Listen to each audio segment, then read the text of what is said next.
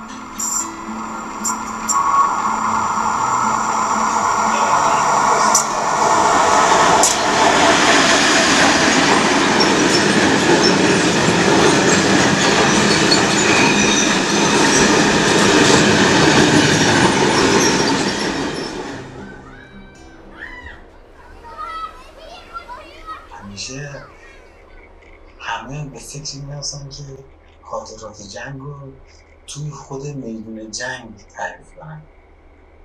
یعنی اگه صحبتی از جنگ میشه همیشه یاد سرباز و یاد تانک و اینا گفتی که تو بری اونجا بایستی بجنگی، ولی یک سری آدم ها توی جنگ هستن که کشتن، شاید دیده نشن، مثل بچه ها، مثل مادر ها، مثل خانواده ها. من یه بچه بودم که تنها بودم چون که پدر بالا سرم نبود، مادر من بالا سرم نبود و من بین این دوتا خونه فقط میتونستم رفتار نکنم. مادر بزرگم نگهداری میکرد ازم، سنش بالا بود، نمیدونستم چی هم واقعا. مدت ها طول میکشید تا من بفهمم که این از زبان هر کس از زبانش یه چیزی میپرید. بمب زدن، موشک زدن، فلان زدن و من هیچ تصویری از اینکه این بمب چیه، موشک چیه نداشتم.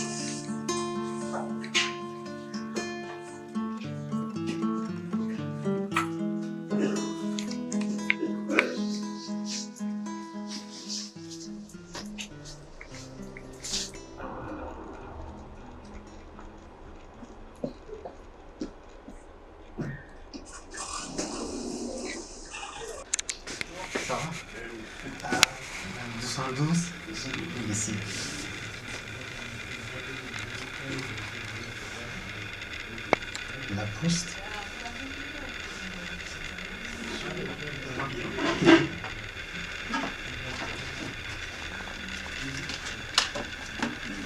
Merci beaucoup. Merci à vous. Au revoir. Bonne journée. Ciao. Au revoir. در کجای جاده شب راه تو از من جدا شد، در کجای قصه از من دستایت را گرفتم، گرچه شاید روز دیدار تو در میگن مثل برق میگذرم، یا هم به خودت میگی واه، بعد به عقب نگاه میکنی چه کارایی کردی. اصلا کاری کردی؟ یه عمر رو طی کردی، آیا واقعا حضورت حضور مفیدی بوده یا نه؟ من از اتریش وقتی برگشتم ایران، تهران من بازداشت کردم، بعد از فرودگاه آزادم کردم. اینکه آزاد کردم نه اینکه آزاد باشم، موقتا اجازه دادم که برم توی کشور. وقتی برگشتم اصلا جایی که زندگی میکردم من نمیشناختم. مردم بیشتر از لباسهای مشکی استفاده میکردن، افکار مشکی داشتن. از نظر من خیلی انگار واقعا توی سرزمین داعش بودی. فرهنگ، آداب، انسانیت، امنیت، اقتصاد، همه چیز از بین رفته و چیزی دیگه هم بود. یه کشور مافیایی با مردمی عصبانی. من دلم برای چیزی تنگ شده که دیگه اثری ازش نیست. دلم واسه چیزایی تنگ شده که دیگه وجود نداره.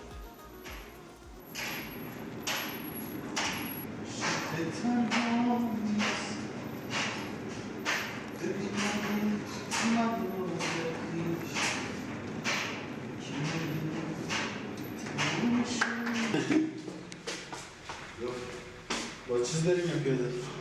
آسانسور کوکا آخرین سیستم.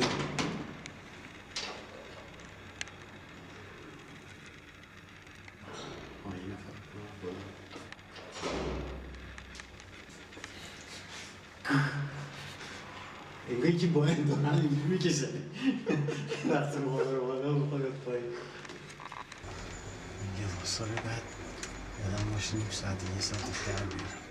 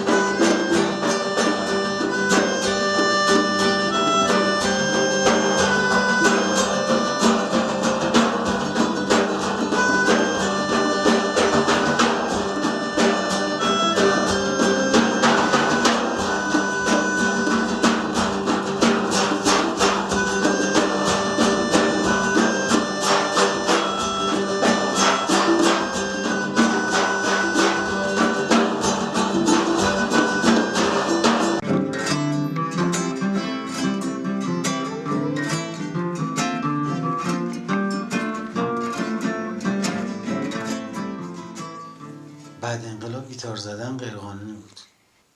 سالها در ایران موزیک قدغن بود. کسی نبود بهم یاد بده.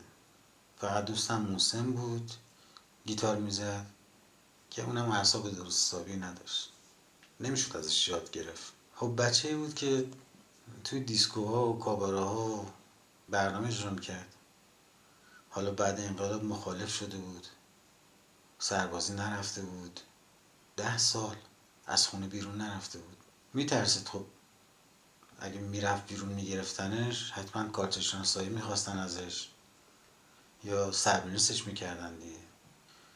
گاهی اوقات حتی برای گرفتن سیگار یا باباش میرفت سیگار میگرفت یا برادرش، حتی خود من گاهی میرفتم برای سیگار میگرفتن. از خونه اصلا بیرون میرفتم.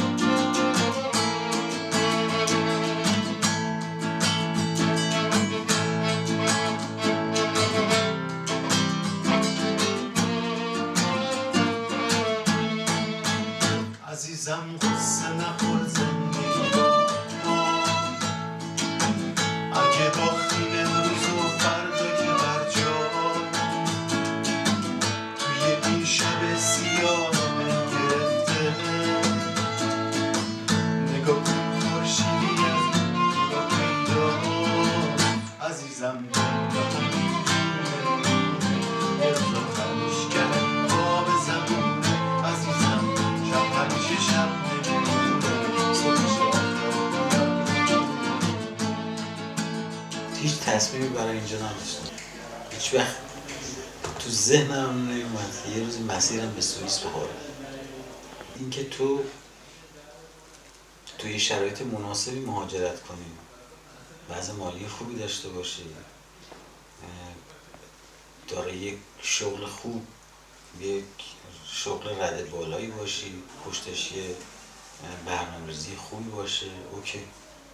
خودت خانوادت بلند شید بیایی یه چه می‌دونم خونه بخری، مثل مردم عادی نرمال بیایی توی کشوری خواهی تصمیم بگیری بمونی زندگی کنی، اوکی خوبه. ولی اینکه از فرط مشکلات و اتفاقات زندگیت بخوای مکانتو کی دوست داره از خونش بره؟ فکر نمی کنم حتی تو کوچه روبروت هم دوست داشته باشی از خونت بندازنت بیرون بری تو کوچه مثلا اون بری زندگی کنی.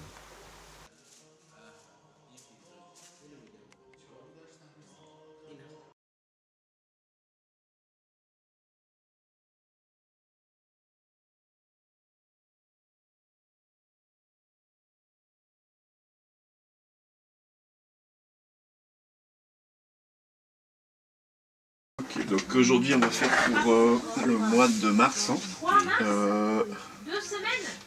Donc vous demandez l'aide de l'EVAM pour le mois de mars, le mois prochain. Je sais pas, il faut que je demande. Je demande, vous pouvez pas partir comme Donc ça. vous habitez toujours ici à Crissier? Oui. Ok. C'est pour une personne, hein, d'être célibataire, oui. Oui. Ok.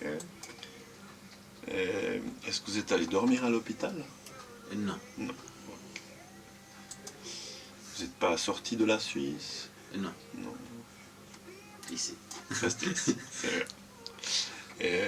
Est-ce que vous avez un revenu, un travail, de la fortune? Votre travail ici.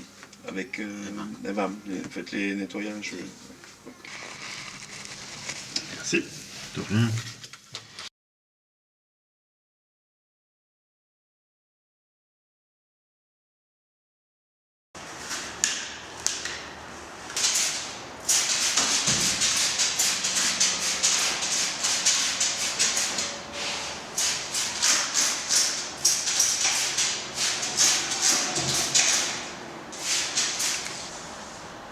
سوئیس دوست داری؟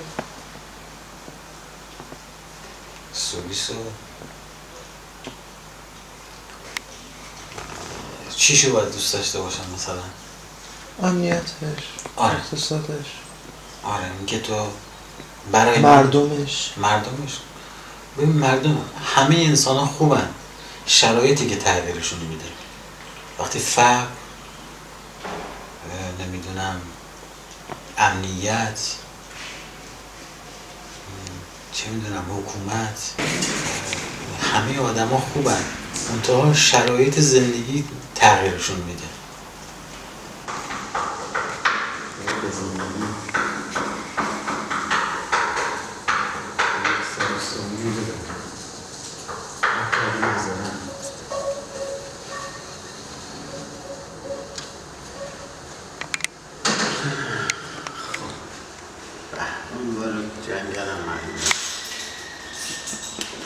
هیچکی نمیتونه مثلا تمیز بکنه.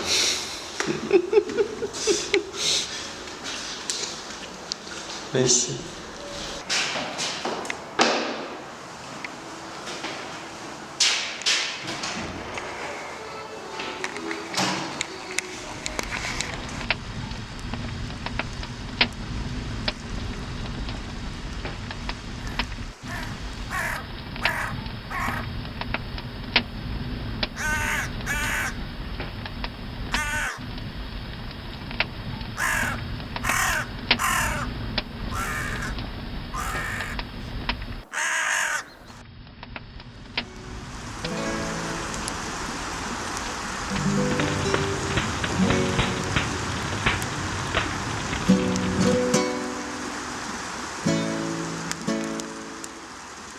ما ناخواسته به دنیا اومدیم، ناخواسته از رابطه یک پدر و مادر، از رابطه یک زن و یک مرد که اونا میشن پدر و مادر ما، یک اتفاق براشون پیش بیاد که ما به وجود بیایم. یک لحظه خوشی، شاید اون لحظه خوشی بوده براشون، ناخواسته بوده من به این دنیا اومدم، حالا مجبورم زندگی کنم، یه فرصت زندگی دارم و دارم تلاش میکنم که این فرصت زندگی رو حفظش کنم. تو این فرصت خیلی ها میان جلوت و اجازه نمیدن تو زندگی کنی، ولی من هنوز میخوام زندگی کنم. هنوز با تمام اتفاقاتی که برام افتاده گاهی شبا میگم میتونم خونه داشته باشم، میتونم یک عشق داشته باشم. این همه بلا سرت اومده، هنوز فکر میکنم که یه جور انگیزه‌ای برای موزیک زدنم پیدا شده، تموم نشده برام زندگی. دوست دارم زندگی کنم، خوبشم میخوام زندگی کنم.